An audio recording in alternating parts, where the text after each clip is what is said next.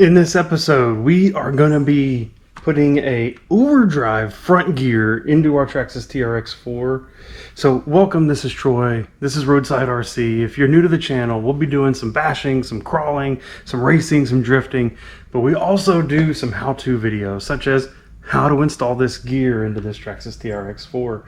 Now, honestly, this is something new to me. I've actually never played with overdrive and underdrive in the gearing of a crawler. I always hear really good things about it, about how awesome it is, how helpful it is, all this kind of stuff. Never done it. And so we are, for the cheap price of these overdrive front Traxxas gear set to go into the TRX4, we're gonna give it a shot. So follow along as we put it in.